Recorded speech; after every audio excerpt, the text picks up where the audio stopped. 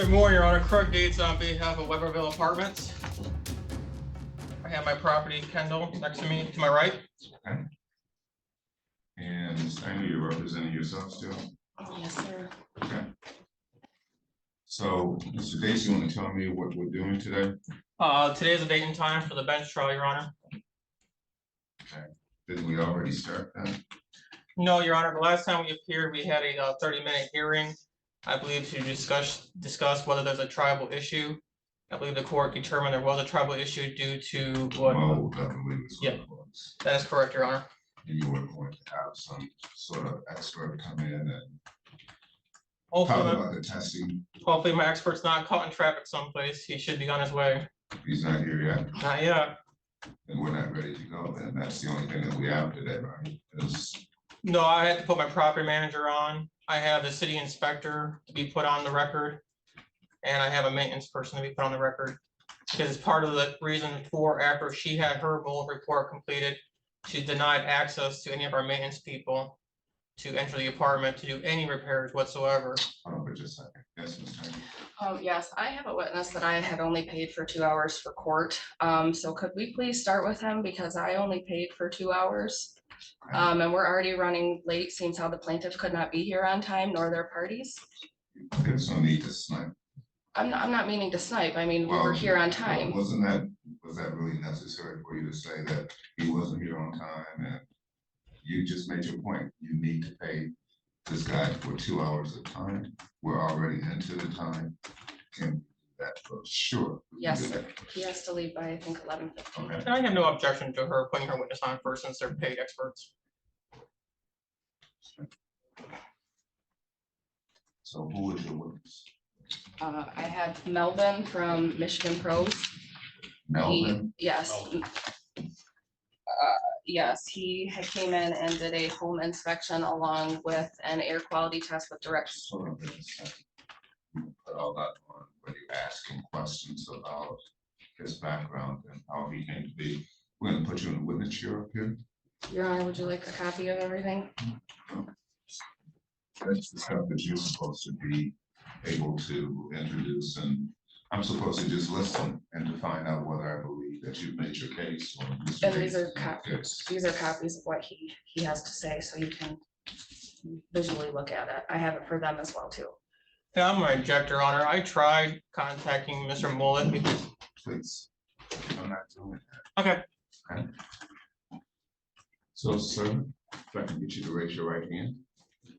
Do you swear or affirm that the information that you're providing to the court will be accurate? Yes, Please lower your hand. What's your name? Melvin Mullett, How do you spell both your first and last name? Melvin, Okay. Mullett, Mullett. Mullett. Okay.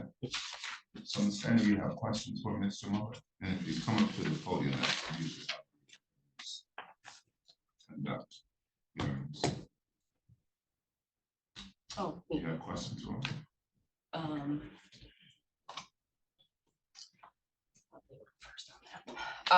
So I had you come into, I had called you into my unit to do a rental inspection. Because in order for him to be able to have anything relevant to say, I have to first find out if he has relevant occupation background, that sort of thing. Relevant occupation background, what is, I'm sorry, what? Mr. Mullett, sir, what is it that you do for a living? I do home inspections and mold inspections, pest inspections. Those are the three main ones we do. We do well in septic too. But So mold, pest, and home, and so as part of that, were you actually trained to perform inspections? yes, Would you train both in terms of your education as well as your work experience? we have a certification for home inspections, certification for mold inspections. What does that involve for the mold inspection? It's an online training for the mold inspection. It's an online training of 40 hours. Plus, you got to go into the field with a senior person to do in-field training. So 40 hours online, Yep. and then you would go and you would do sort of like a field inspection with somebody that's already licensed. Yeah, multiple field inspections. How many times would you have to do that? Approximately 20 times. Is that part of your certification? Yes.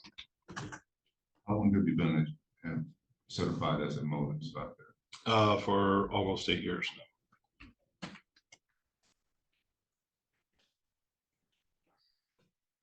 So who conducts the 40 hours of online training that you have? That was Micro.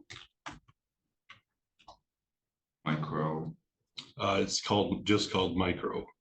are they sort of state authorized, or They are US authorized somehow. they're authorized to the federal government? As far as I'm aware of, yes. And so you've been certified for 8 years for doing mold inspection. How many inspections have you done? A little over 2,000 total. And are those housing units or or business units, or what are they? Residential and business both. Is there any real distinction between doing a residential inspection versus a business? Just the different building types.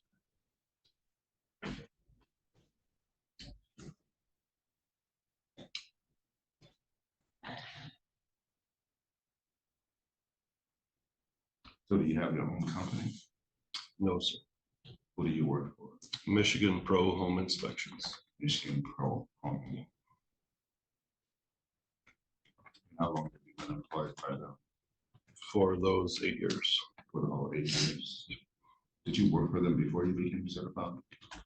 No. How long have they been in business? Since 2006. And are they state certified as well? Yeah, they have the same certifications as I do. Yes.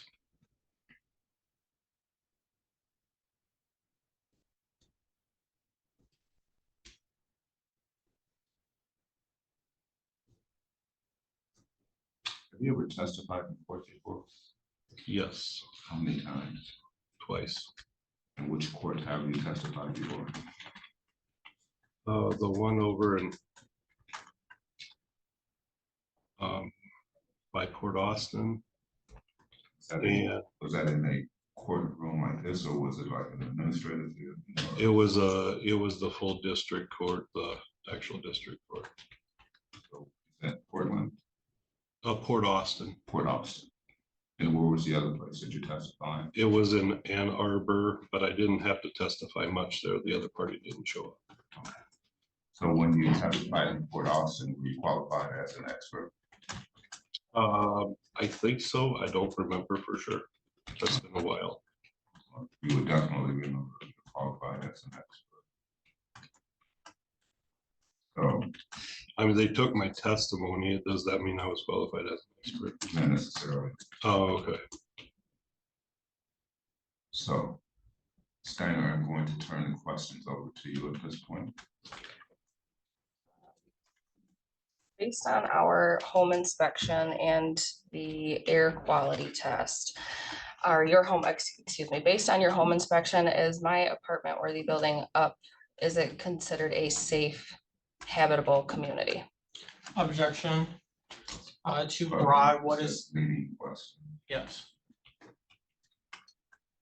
Questions that include the answer.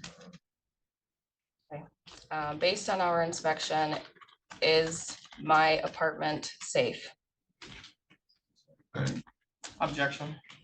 So, how did you come to know Ms. Steiner? She called our company for a mold inspection and a home inspection. What would be involved in doing a home inspection? Like, Go- what did she ask you to do? To go through, we would perform it like we do any other home inspection, just to go through and see what is wrong with the home, you know, safety issues, etc. Anything that is actually wrong with the home. Lots of the issues are not safety issues. Some are, you know, when we are looking through homes like that. So what delineates the difference between when there is and is not a safety issue?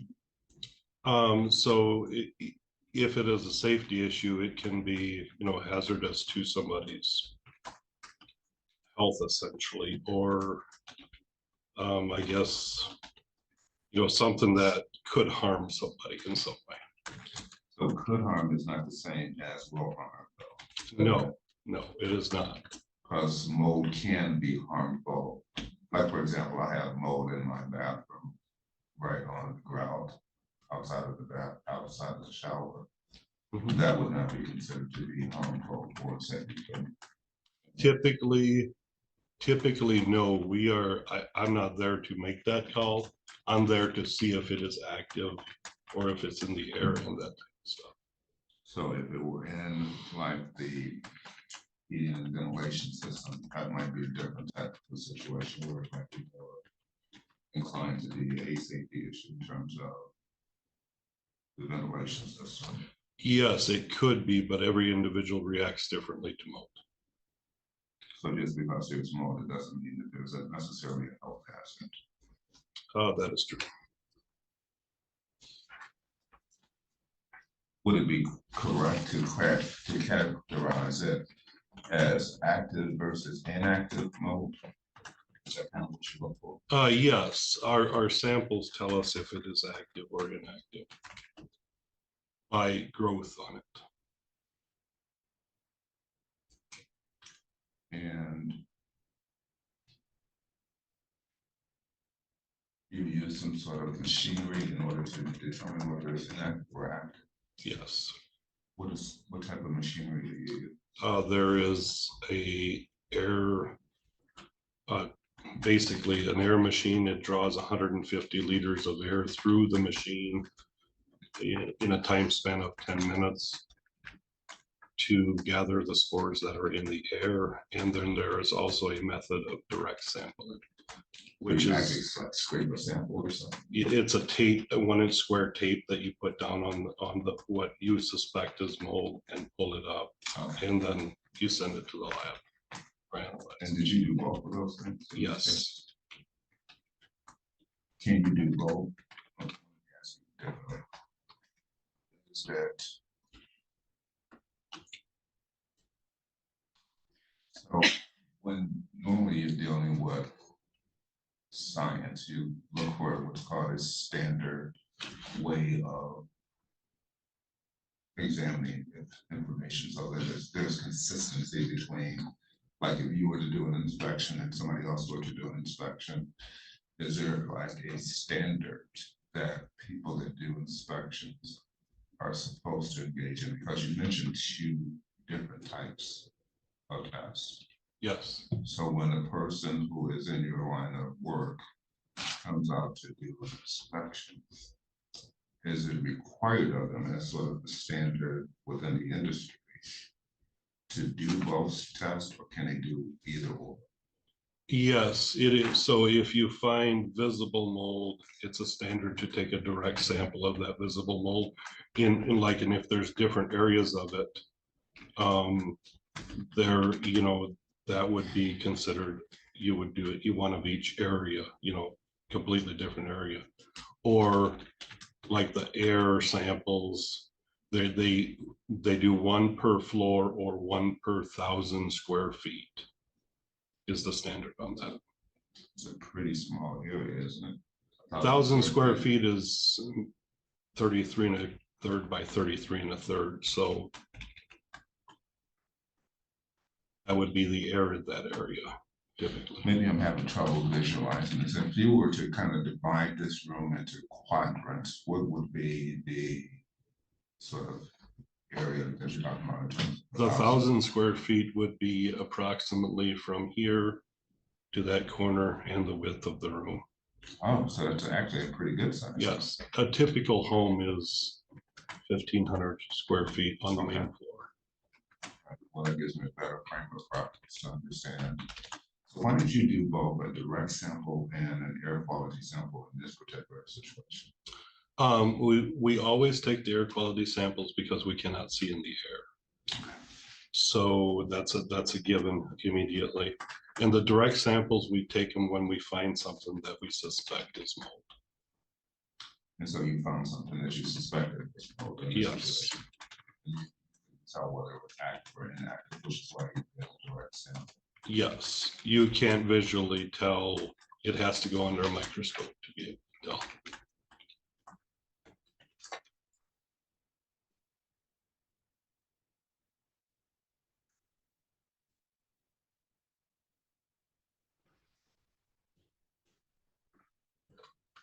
Is there anything that you've learned over your 8 years of experience that would tell you that there are certain safeguards or certain tells in terms of maybe making sure that the information that you're gathering or the results that you're achieving are accurate? You understand my question? I guess I don't fully understand. So sometimes in science, we talk about things like false positives. Okay. And so you try to guard against having a false positive with respect to the methodology that you use. And I'm just wondering if within the ambit of what it is that you've done over the 8 years that you've been doing it, you come to an understanding that you have to put in place certain safeguards to make sure that results are bona fide. So for the air samples, we take a control outside. That is our false positive essentially. And we call it the baseline, but that's the false positive. The direct samples, there's, it's literally what was on that, what you took out, because it's a tape. You can't change the factor of it. So does actually do the determination, or is it sent to a laboratory or someplace like that? The laboratory does the determination. I do not. So is that true for both the direct sample as well as the airflow sample? Yes. What laboratory do you use? It's Hayes Microbial Consulting.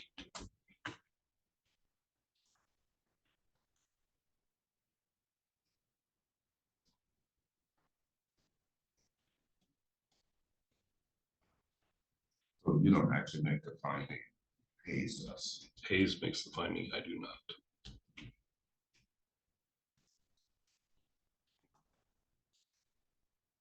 Where are they located at? They are in, I think it's Virginia. Let's see if I can I have the address here. Yeah, it is in Virginia. And are they like federally licensed to do what they do? Yes, they are. They are a licensed lab.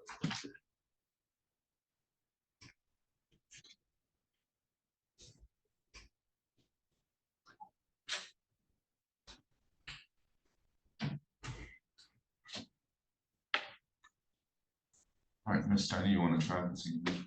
Does black mold create or produce mycotoxins? Objection. I don't think he did any basis for, Ask him that. okay, Why you can't ask him that? Because you're assuming that he has a level of expertise that he hasn't said that he has. On your level of expertise, does black mold create mycotoxins? Or am I saying that wrong? Really? You are wasting upon him a level of professionalism that he has. Right now, from what I've heard, probably the only place that would have the level of expertise that you're talking about is Hayes, the laboratory. But remember what he just testified to, that I go out and I perform the test I take the samples that I get and I send them to the lab. The lab tells me what the findings are.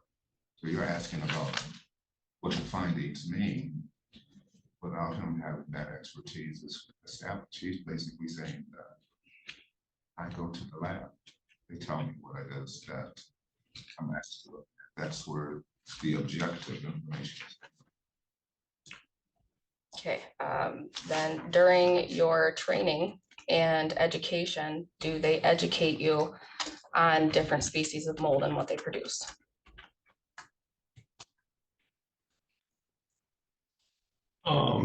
Yes, they tell us what they produce, but we do not look at them under a microscope, no. So in your training, does it tell you what molds produce mycotoxins?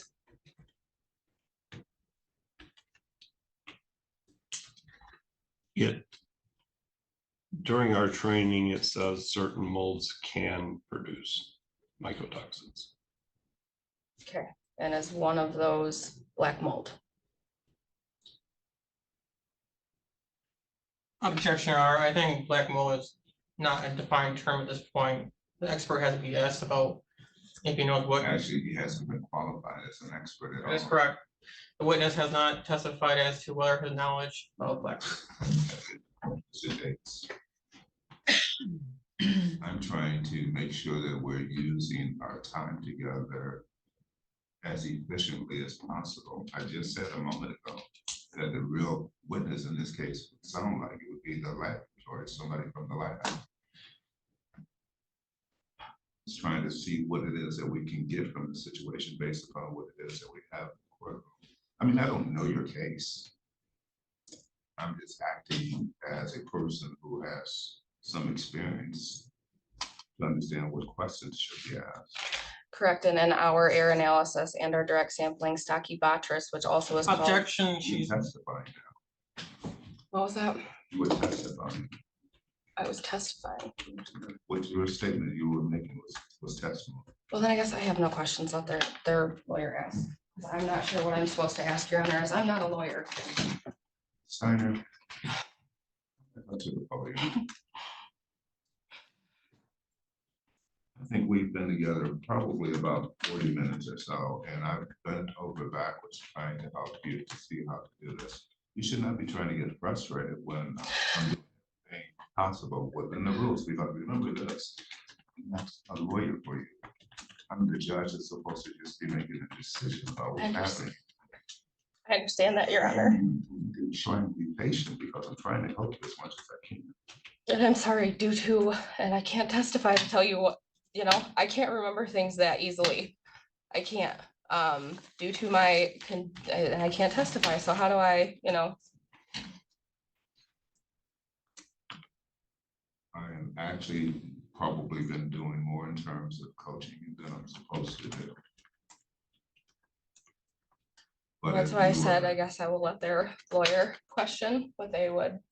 I don't know what I'm supposed to ask, Your Honor.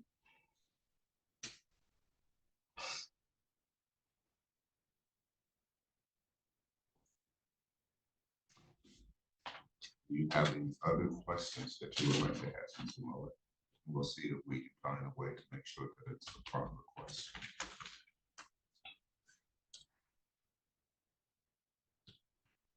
And I'm not sure what to ask. I know he did a home inspection, an air quality test, and a direct sampling in my unit. Okay.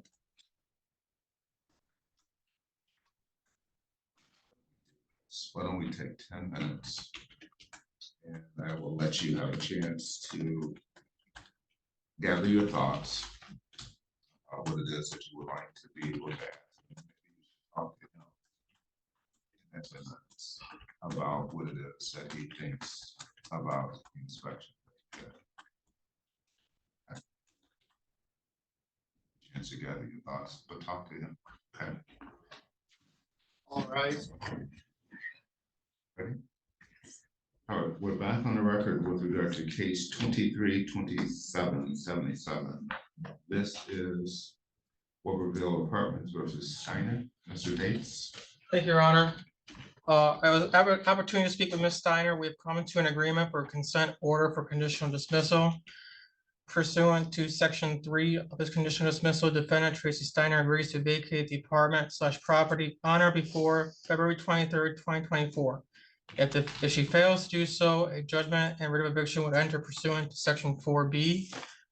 Partial payment will not prevent eviction, and I explained to her rights of admission court rule.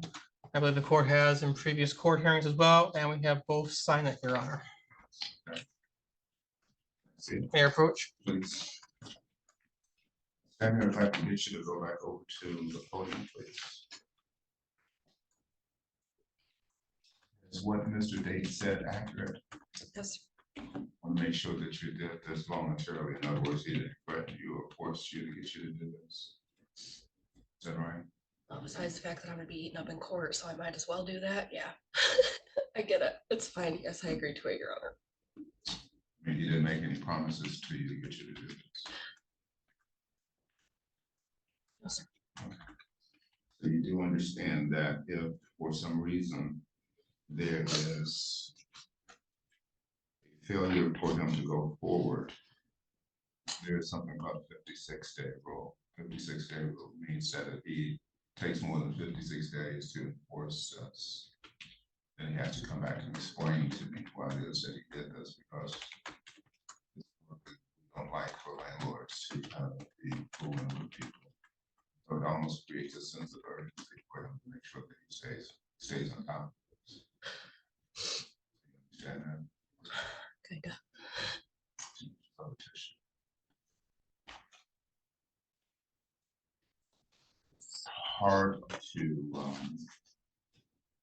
represent yourself, which is why we have rules in the state of Michigan.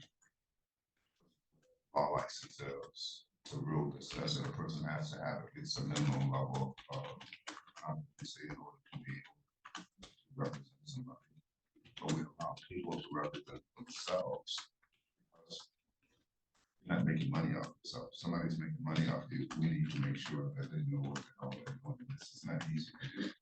We actually have to spend a lot of time in school to learn how to do what it is that we're doing. So basically, I can't really help you because I'm supposed to be the person making the decision. And if I tell you what to do, and I'm supposed to be the person who's actually making the decision about what should happen as a result of what people have presented to me. So when I was telling you before that I probably helped you a lot more than I was supposed to, I want you to understand where that comes from.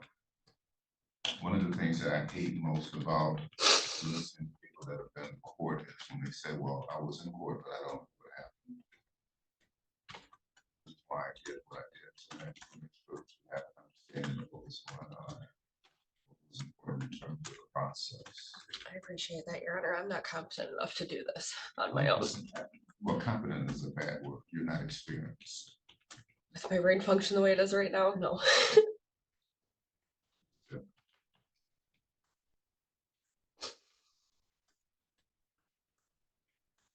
But I just felt like I need to talk to you just to kind of explain things to you.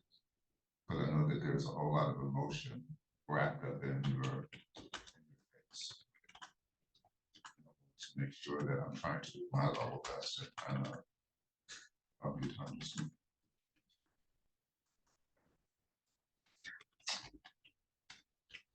All right, well, I'm going to sign this and we'll send the file down to the clerk's office. And they will produce what's called a true copy, which will be your copy of the document. You don't have to wait around for it if you don't want to.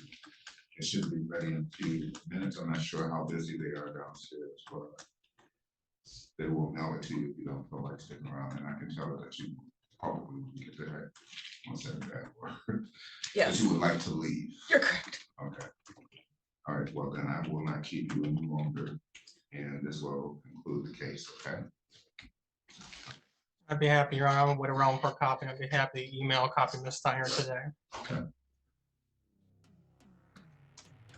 All right, that's all. Thank you, Your Honor. Thank you.